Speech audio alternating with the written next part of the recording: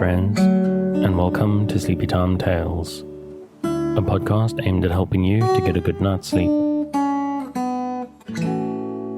Do you find your mind plagued with the stresses of modern life, especially when the lights are out and you're trying to get a restful night?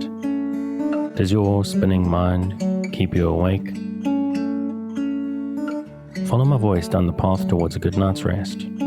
Listen to me tell a story that will keep your mind from wandering to your daytime problems, the ones you can't solve right now and will be easier to solve well rested.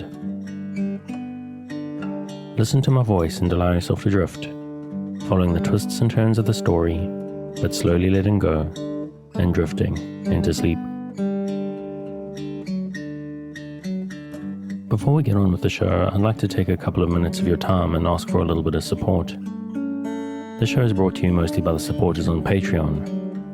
I'm hearing from people all the time how valuable they find the show, and those supporters who have the means to help fund it, to keep it going, and help me to reach new audiences are very much appreciated.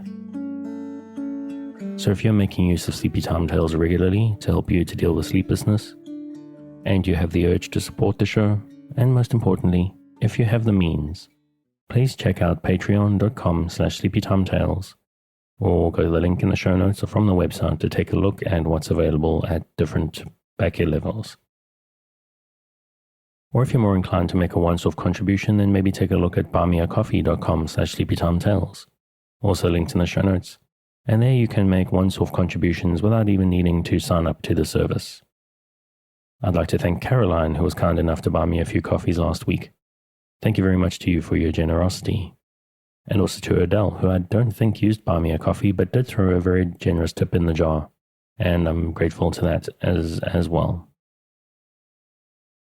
I haven't been mentioning it a lot, but in the last couple of weeks I have been bringing it up. But I also do have a store up on Redbubble, which is on the link in the show notes. I'm going to sunset the current designs at the end of April.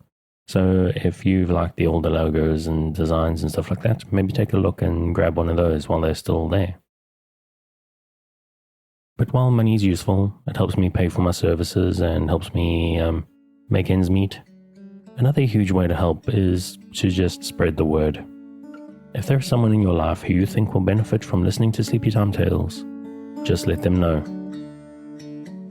If you recommend the show on social media, please make sure to tag me in so that I know and I can thank you. That's at Sleepy Time Tales on Instagram or Twitter. Of course, I've got to shout out the music, which is Sweet Night and Friends by Kumiku.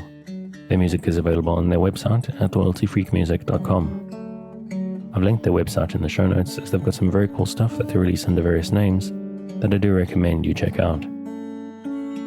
Thank you for taking the time, and let's get back to the show.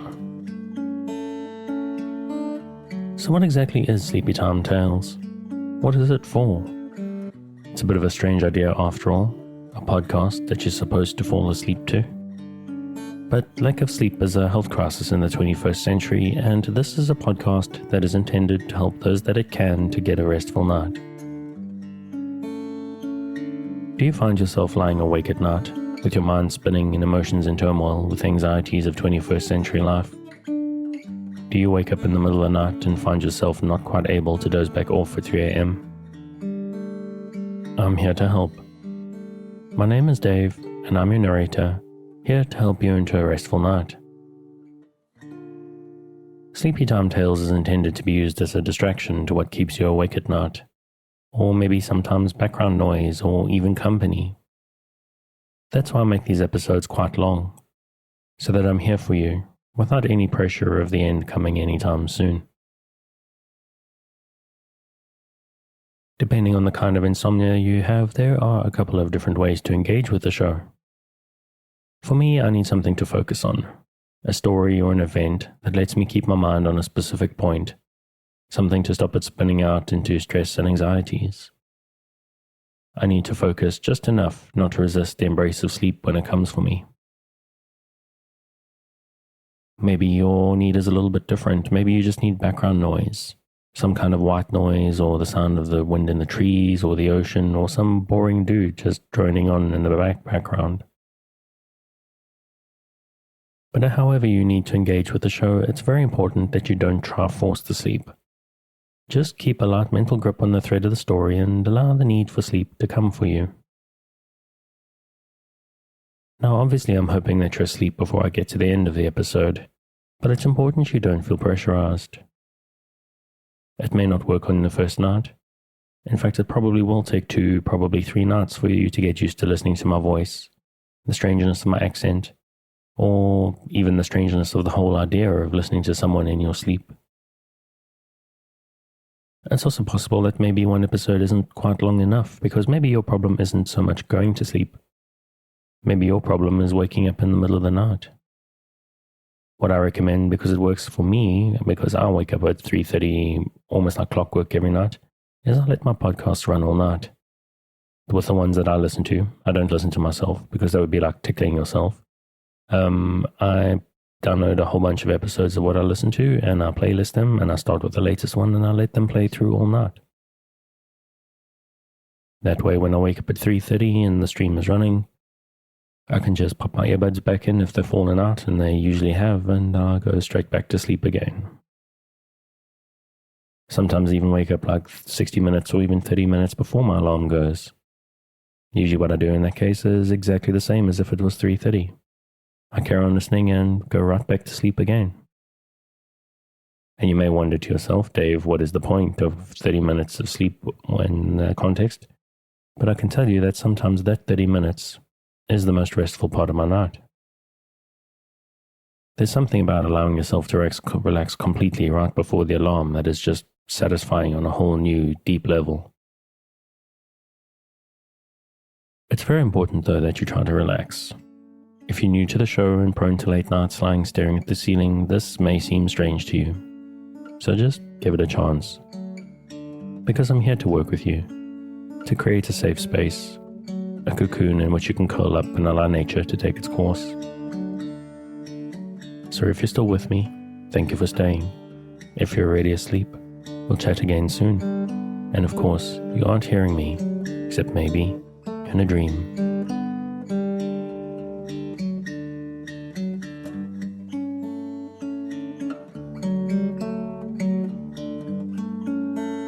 Tonight we return to Pellucidar by Edgar Burroughs.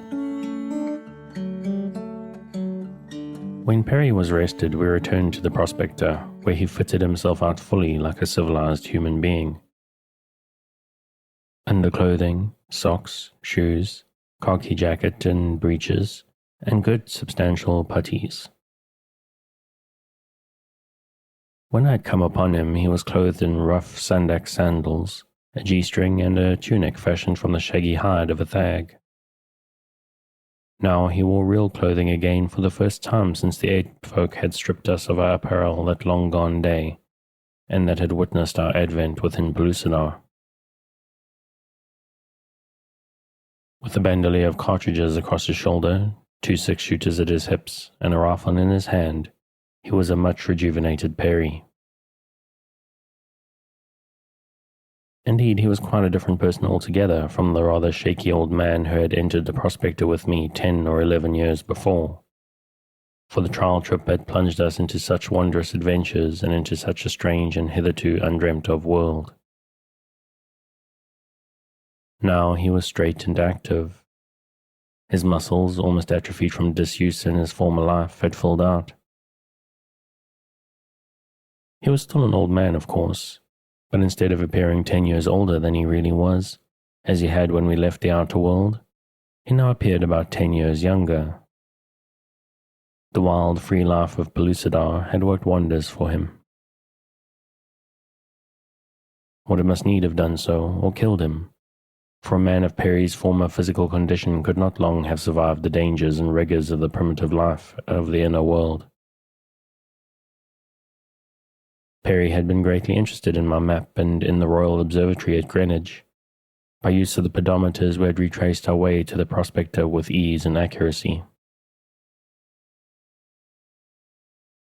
Now that we were ready to set out again, we decided to follow a different route, on the chance that it might lead us to a more familiar territory. I shall not weary you with a repetition of the countless adventures of our long search. Encounters with wild beasts of gigantic size were of almost daily occurrence. But with our deadly express rifles we ran comparatively little risk, when one recalls that previously we had both traversed this world of frightful dangers, inadequately armed with crude, primitive weapons and all but naked. We ate and slept many times, so many that we lost count, and so I do not know how long we roamed, though our map shows the distances and directions quite accurately.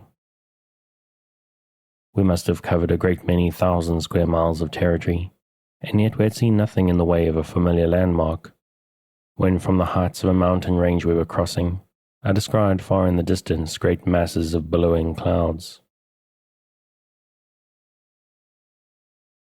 Now clouds are practically unknown in the skies of Pellucidar. The moment that my eyes rested upon them, my heart leapt. I seized Perry's arm and, pointing towards the horizonless distance, shouted, "The mountains of the clouds." "They lie close to the Futra and to the country of our worst enemies, the Mahars," Perry remonstrated. "I know it," I replied, "but they give us a starting point from which to prosecute our search intelligently. They are at least a familiar landmark. They tell us that we are upon the right trail and not wandering far in the wrong direction. Furthermore, close to the mountains of the clouds dwells a good friend, Jar the Menzop. You did not know him, but you know all that he did for me and all that he will gladly do to aid me.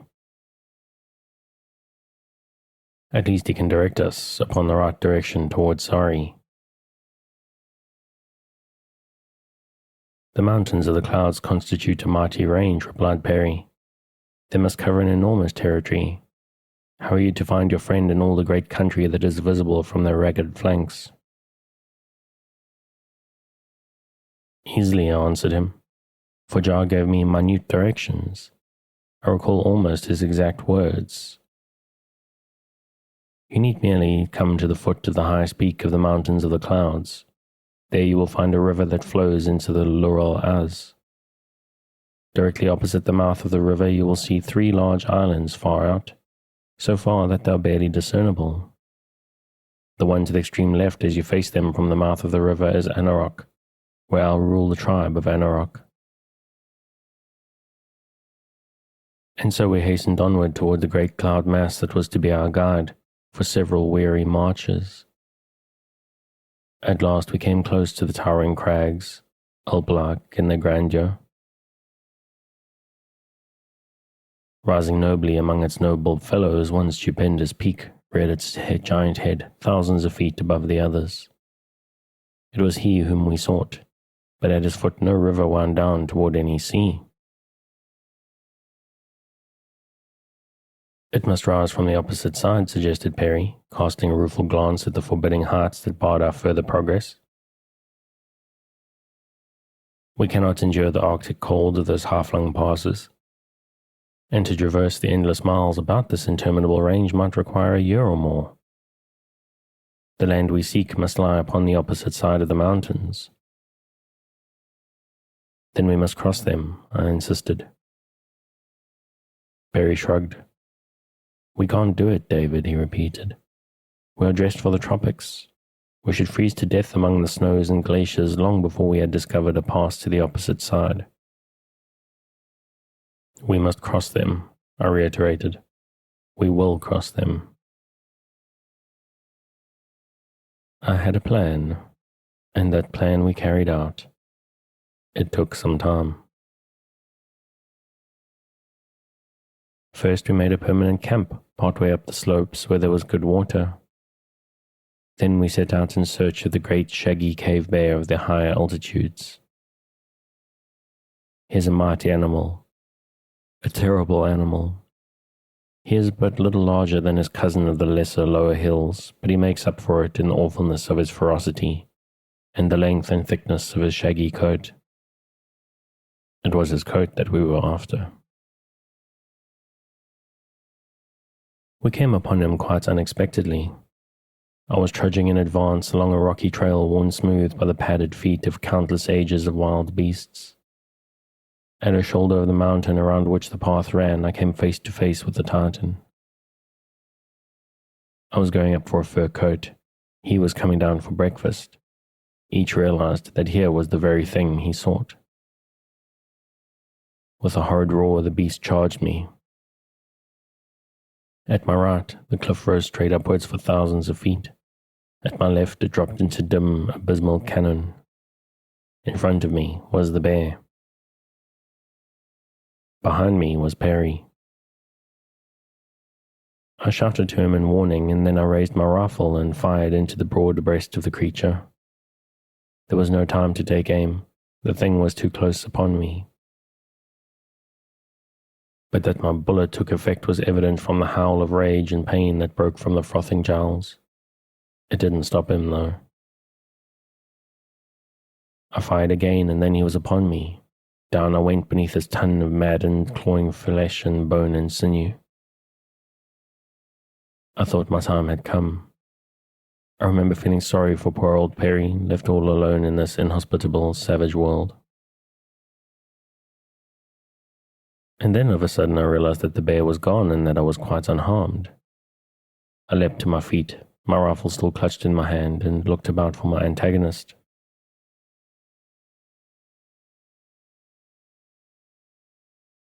I thought that I should find him further down the trail, probably finishing Perry.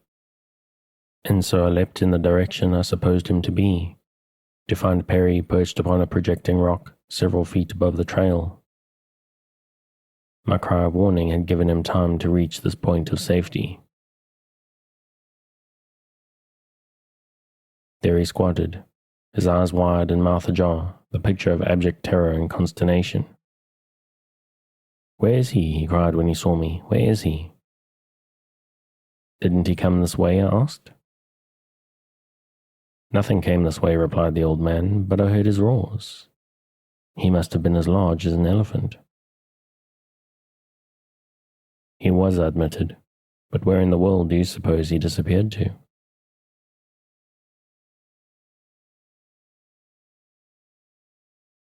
Then came a possible explanation to my mind. I returned to the point at which the bear had hurled me down and peered over the edge of the cliff into the abyss below. Far, far down I saw a small brown blotch near the bottom of the cannon. It was the bear. My second shot must have killed him, and so his dead body, after hurling me to the path, had toppled over into the abyss. I shivered at the thought of how close I too must have come to going over with him. It took us a long time to reach the carcass, an arduous labor to remove the great pelt. But at last the thing was accomplished, and we returned to camp dragging the heavy trophy behind us. Here we devoted another considerable period to scraping and curing it. When this was done to our satisfaction, we made heavy boots, trousers, and coats of the shaggy skin, turning the fur in. From the scraps we fashioned caps that came down around our ears, with flaps that fell about our shoulders and breasts. We were now fairly well equipped for our search for a pass to the opposite side of the mountains of the clouds.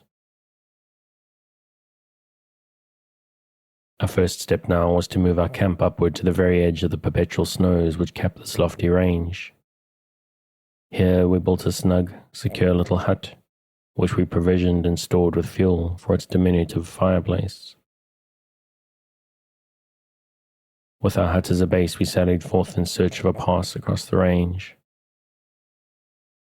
Our every move was carefully noted upon our maps, which we now kept in duplicate. By this means, we were saved tedious and unnecessary retracing of ways already explored. Systematically, we worked upward in both directions from our base, and when we had at last discovered what seemed might prove a feasible pass, we moved our belongings to a new hut further up. It was hard work, cold, bitter, cruel work. Not a step did we take in advance, but the grim reaper strode silently in our tracks. There were the great cave bears in the timber, and gaunt, lean wolves, huge creatures twice the size of our Canadian timber wolves. Further up we were assailed by enormous white bears, hungry, devilish fellows who came roaring across the rough glacier tops at the first glimpse of us, or stalked us stealthily by scent when they had not yet seen us. It is one of the peculiarities of life within Pellucidar that man is more often the hunted than the hunter. Myriad are the huge-bellied carnivora of this primitive world. Never from birth to death are those great bellies sufficiently filled, so always are their mighty owners prowling about in search of meat.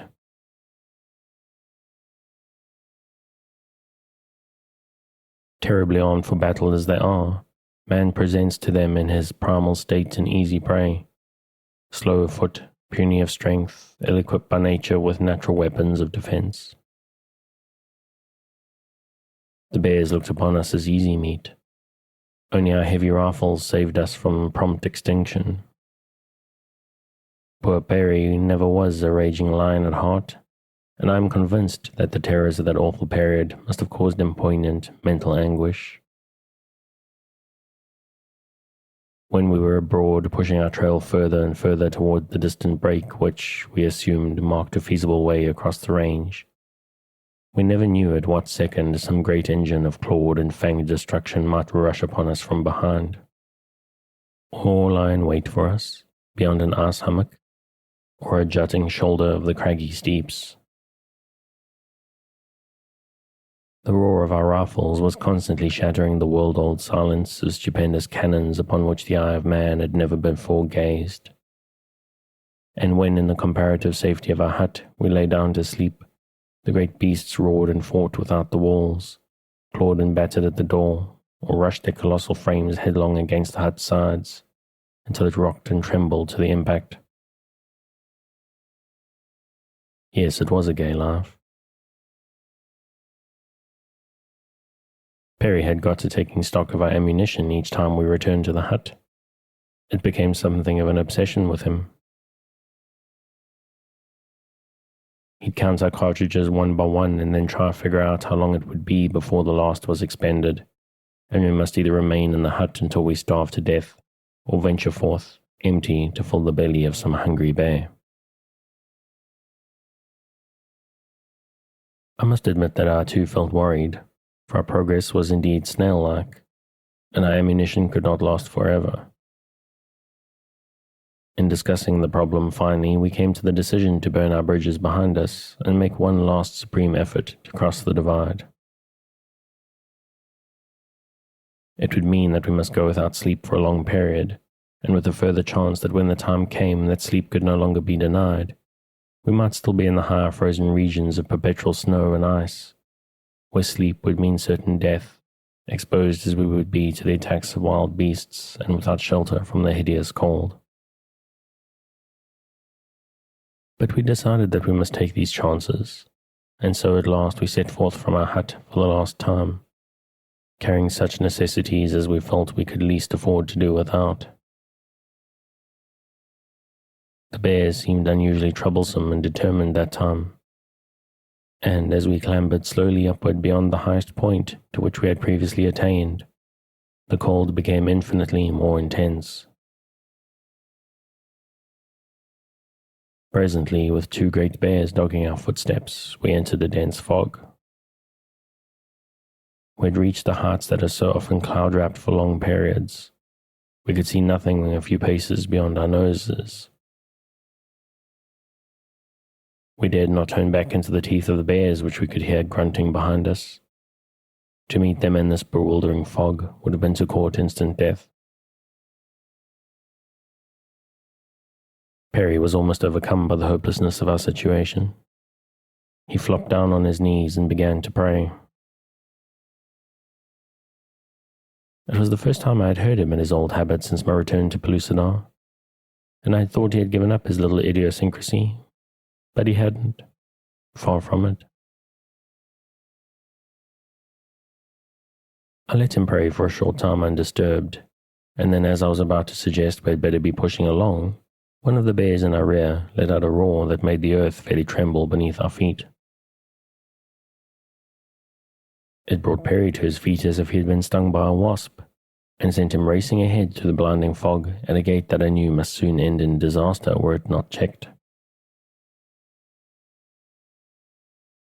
Crevasses in the glacier ice were far too frequent to permit of reckless speed, even in a clear atmosphere. But then there were hideous precipices along the edge of which our way often led us. I shivered as I thought of the poor old fellow's peril. At the top of my lungs I called to him to stop, but he did not answer me. And then I hurried on in the direction he had gone, faster by far than safety dictated. For a while I thought I heard him ahead of me, but at last, though I paused often to listen and to call to him, I heard nothing more. Not even the grunting of the bears that had been behind us. All was deathly silence, the silence of the tomb. About me lay the thick, impenetrable fog. I was alone. Perry was gone. Gone forever, I had not the slightest doubt.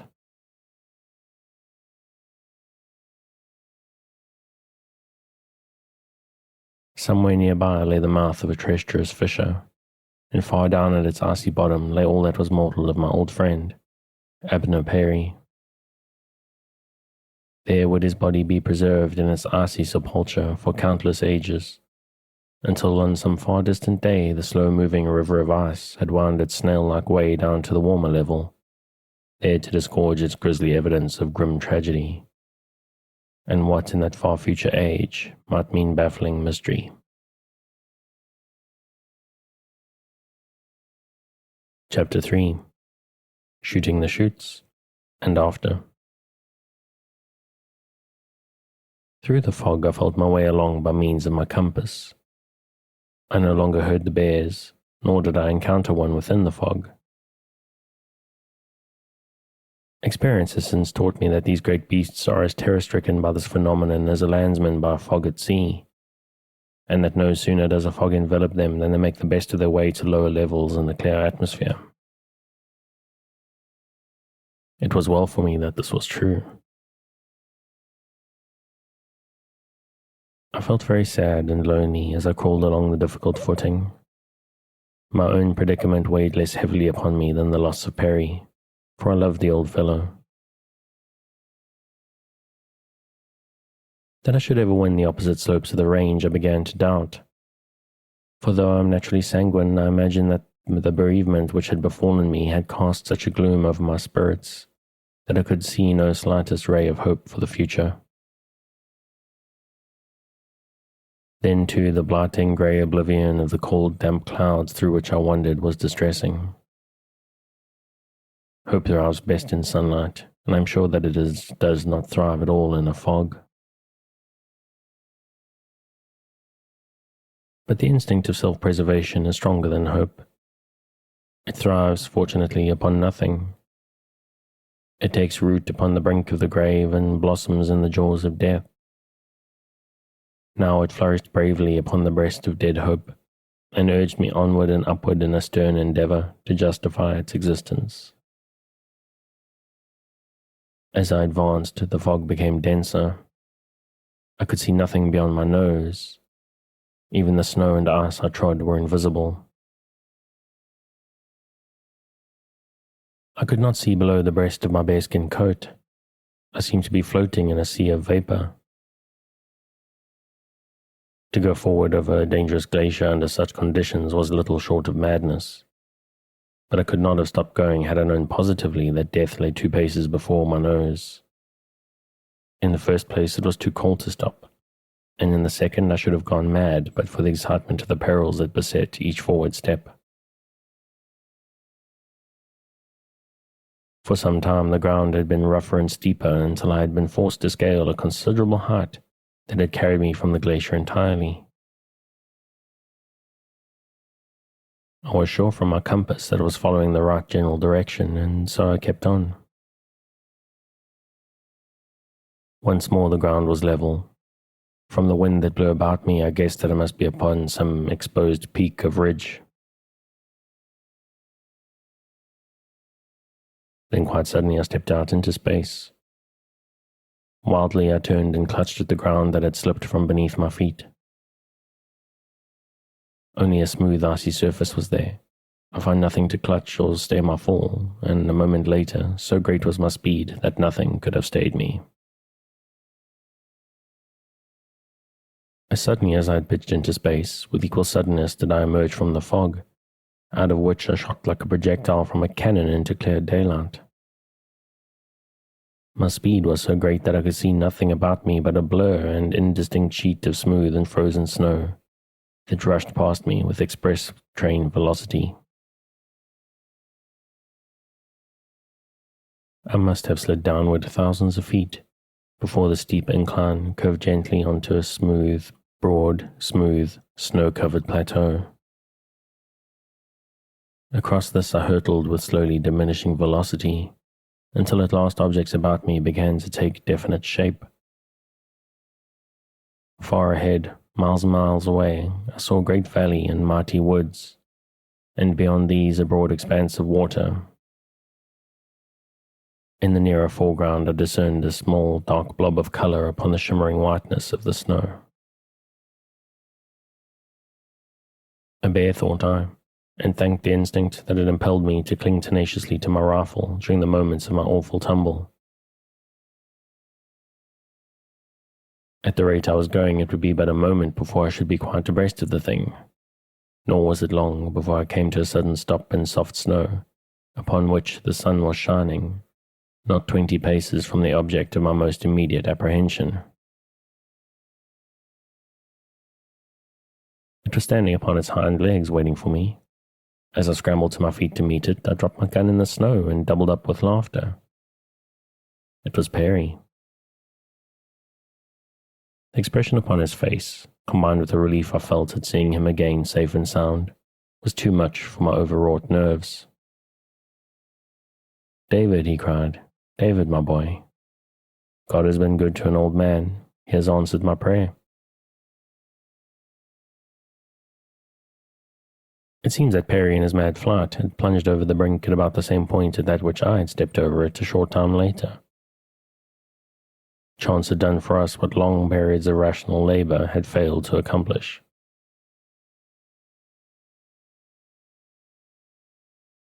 We had crossed the divide. We were upon the side of the mountains of the clouds that we had for so long been attempting to reach. We looked about. Below us were green trees and warm jungles. In the distance was a great sea.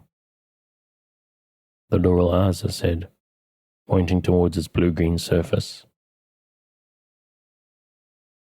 Somehow, the gods alone can explain it, Perry too had clung to his rifle during his mad descent of the icy slope. For that was cause for great rejoicing. Neither of us was worse for his experience, so after shaking the snow from our clothing we set off at a great rate, down toward the warmth and comfort of the forest and the jungle. The going was easy by comparison with the awful obstacles we had had to encounter upon the opposite side of the divide. There were beasts, of course, but we came through safely. Before we altered, to eat or rest, we stood beside a little mountain brook beneath the wondrous trees of the primeval forest in an atmosphere of warmth and comfort. It reminded me of an early June day in the Maine woods. We fell to work with our short axes and cut enough small trees to build a root protection from the fiercer beasts. Then we lay down to sleep. How long we slept I do not know. Perry says that inasmuch as there is no means of measuring time within Pellucidar, there can be no such thing as time here, and that we may have slept our entire earthly year, or we may have slept but a second. But this I know. We had stuck the ends of some of the saplings into the ground in the building of our shelter, first stripping the leaves and branches from them. And when we awoke, we found that many of them had thrust forth sprouts. Personally, I think that we slept at least a month, but who may say? The sun marked midday when we closed our eyes. It was still in the same position when we opened them, nor had it varied a hair's breadth in the interim. It is most baffling, this question of elapsed time within Pellucidar. Anyhow, I was famished when we awoke. I think that was the pangs of hunger that awoke me, Ptarmigan and wild boar fell before my revolver within a dozen moments of my awakening. Perry soon had a roaring fire blazing by the brink of the little stream. It was a good and delicious meal we made. Though we did not eat the entire boar, we made a very large hole in him, while the ptarmigan was but a mouthful.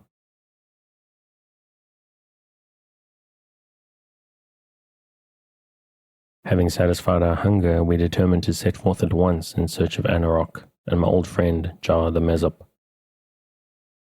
We each thought that by following the little stream downward, we should come upon the large river which Jar had told me emptied into the Laurel Az, opposite his island. We did so, nor were we disappointed, for at last, after a pleasant journey, and what journey could not be pleasant after the hardships we had endured upon the peaks of the mountains of the clouds, we came upon a broad flood that rushed majestically onward in the direction of the great sea we had seen from the snowy slopes of the mountain. For 3 long marches we followed the left bank of the growing river, until at last we saw it roll its mighty volume into the vast waters of the sea. Far out across the rippling ocean we descried 3 islands. The one to the left must be Anarok.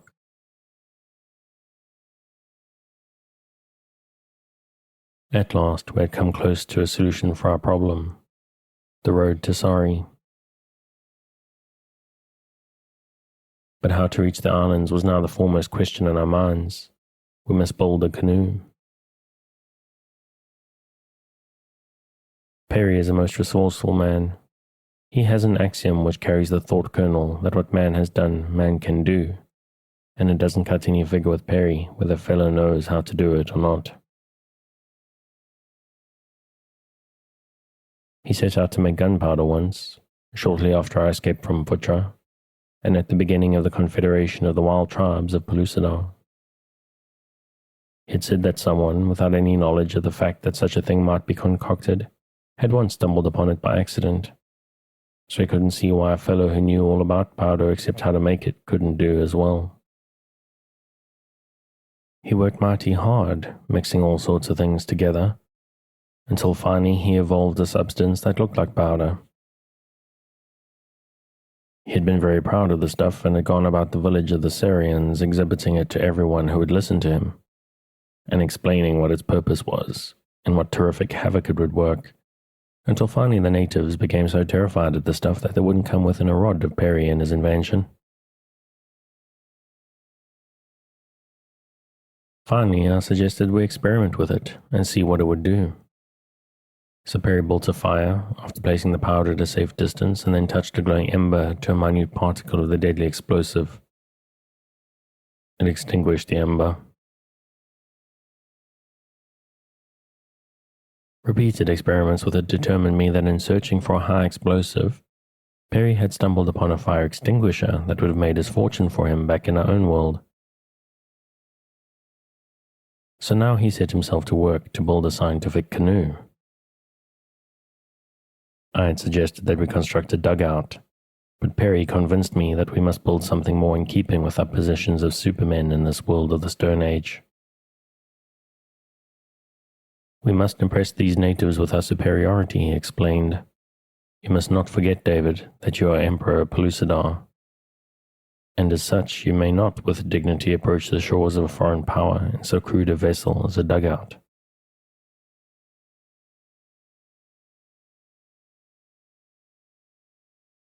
I pointed out to Perry that it wasn't much more incongruous for the Emperor to cruise in a canoe than it was for a Prime Minister to attempt to build one with his own hands. He had to smile at that, but the extenuation of his act he assured me that it was quite customary for Prime Ministers to give their personal attention to the building of imperial navies. And this, he said, is the Imperial Navy of His Serene Highness David I, Emperor of the Federated Kingdoms of Pellucidar. I grinned, but Perry was quite serious about it. It had always seemed rather more or less of a joke to me that I should be addressed as Majesty and all the rest of it. Yet my imperial power and the dignity had been a very real thing during my brief reign. 20 tribes had joined the Federation, and their chiefs had sworn eternal fealty to one another and to me. Among them were many powerful though savage nations. The chiefs who had made kings, the tribal lands, kingdoms.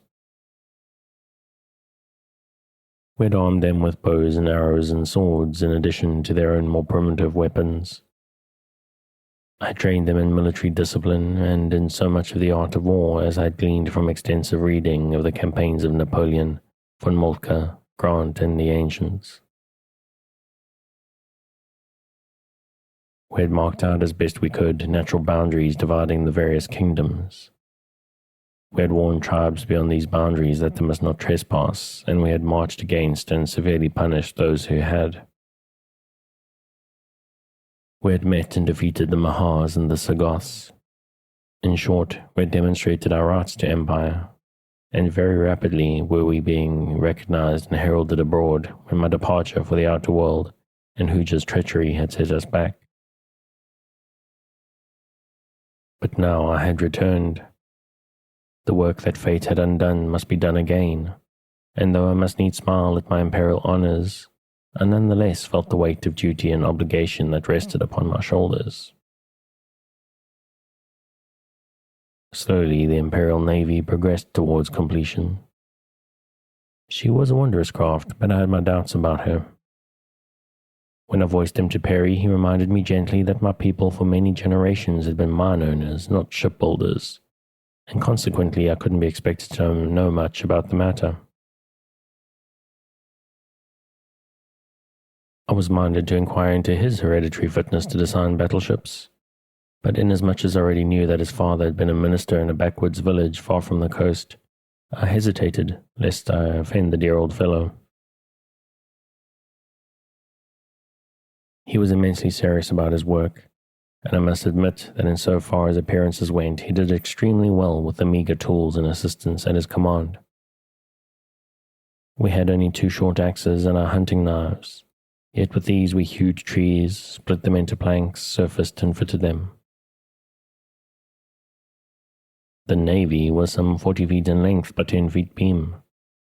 Her sides were quite straight and fully 10 feet high. For the purpose, explained Perry, of adding dignity to her appearance and rendering it less easy for an enemy to board her.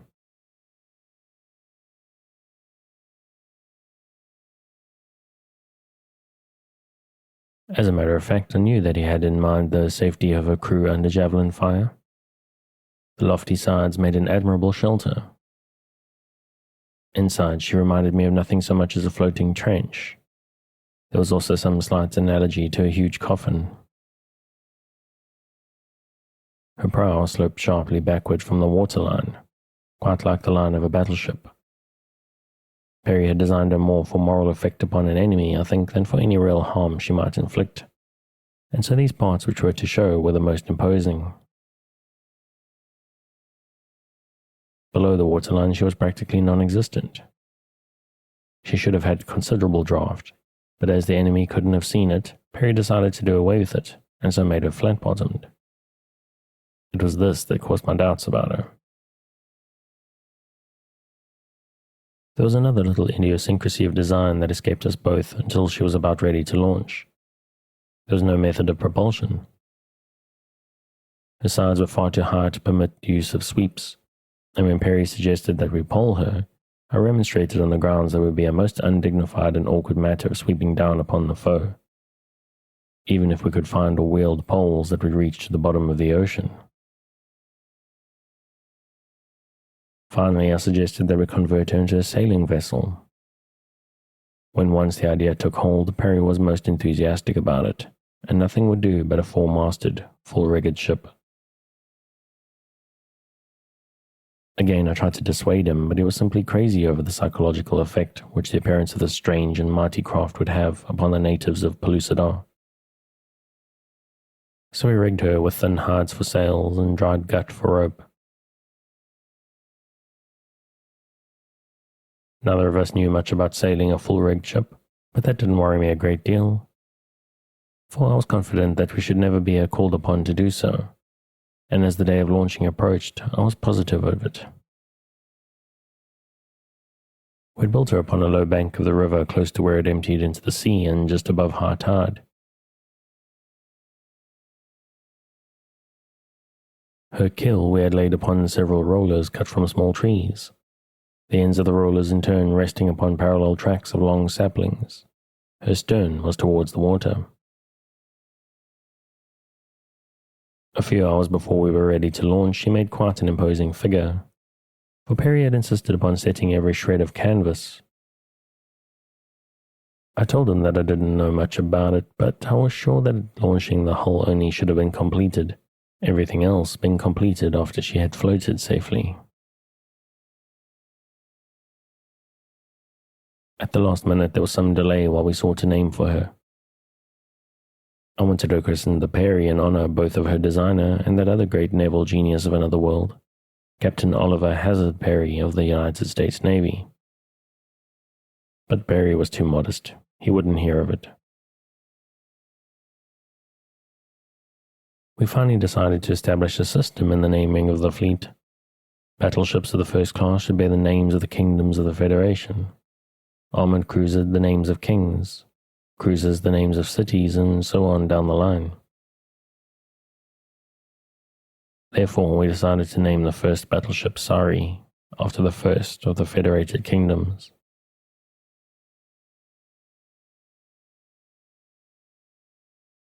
The launching of the Sari proved easier than I had contemplated. Perry wanted me to get in and break something over the bow as she floated out upon the bosom of the river. But I told him that I should feel safer on dry land, until I saw which side up the Sari would float. I could see by the expression of the old man's face that my words had hurt him, but I noticed that he didn't offer to get in himself, and so I felt less contrition than I might otherwise. When we cut the ropes and removed the blocks that held the Sari in place, she started for the water with a lunge. Before she hit it, she was going at a reckless speed, for we had laid our tracks quite down to the water, greased them, and at intervals placed rollers all ready to receive the ship as she moved forward with stately dignity. But there was no dignity in the Sari. When she touched the surface of the river, she must have been going 20 or 30 miles an hour. Her momentum carried her well out into the stream until she came to a sudden halt at the end of the long line, which we had had the foresight to attach to a bow and fasten to a large tree upon the bank. The moment her progress was checked, she promptly capsized. Perry was overwhelmed. I didn't upbraid him, nor remind him that I had told him so. His grief was so genuine and so apparent that I didn't have the heart to reproach him, even were I inclined to that particular sort of meanness. Come, come, old man, I cried. It's not as bad as it looks. Give me a hand with this rope and we'll drag her up as far as we can, and then when the tide goes out, we'll try another scheme. I think we can make a go of her yet. Well, we managed to get her up into shallow water. When the tide receded, she lay there on her side in the mud, quite a pitiable object for the premier battleship of a world. The terror of the seas was the way Perry had occasionally described her. We had to work fast, but before the tide came again, we had stripped over sails and masts, righted her, and filled her about a quarter full of rock ballast. If she didn't stick too fast in the mud, I was sure that she would float this time right side up. I can tell you that it was with palpitating hearts that we sat upon the river bank and watched the tide come slowly in. The tides of Pellucidar didn't amount to much by comparison with our high tides of the outer world, but I knew it ought to prove ample to float the Sari. Nor was I mistaken. Finally, we had the satisfaction of seeing the vessel rise out of the mud and float slowly upstream with the tide. As the water rose, we pulled it quite close into the bank and clambered aboard. She rested safely now upon an even keel, nor did she leak, for she was well caulked with fibre and tarry pitch. We rigged up a single short mast and light sail, fastened planking down over the ballast to form a deck, worked her out into mainstream with a couple of sweeps, and dropped our primitive stone anchor to await the turn of the tide that would bear us out to sea. While we waited, we devoted the time to the construction of an upper deck, since the one immediately above the ballast was some 7 feet from the gunwale. The second deck was 4 feet above this. In it was a large commodious hatch leading to the lower deck. The sides of the ship rose 3 feet above the upper deck, forming an excellent breastwork which we loopholed at intervals which we might lie prone and fire upon an enemy. Though we were sailing out upon a peaceful mission in search of my friend Jar, we knew that we might meet with some people of some other island who would prove unfriendly. At last the tide turned. We weighed anchor. Slowly we drifted down the great river toward the sea. About us swarmed the mighty denizens of the primeval deep, Plesiosauri and Ichthyosauri with their horrid, slimy cousins whose names were as the names of aunts and uncles to Perry, but which I have never been able to recall an hour after having heard them.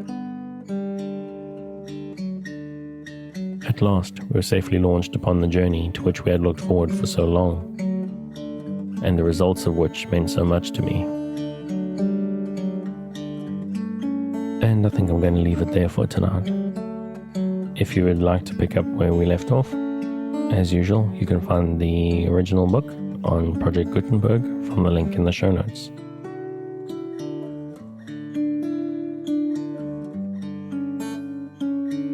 Thanks again for joining me on this episode of Sleepy Time Tales, the podcast designed around a bedtime story to help you to get a restful night. New episodes will be released every Sunday night to give you something fresh to help you rest in a new week. But make sure to subscribe in whatever service you use so that you get your new episodes whenever they come out. A reminder that the music for tonight is Sweet Night and Friends by Kumiko.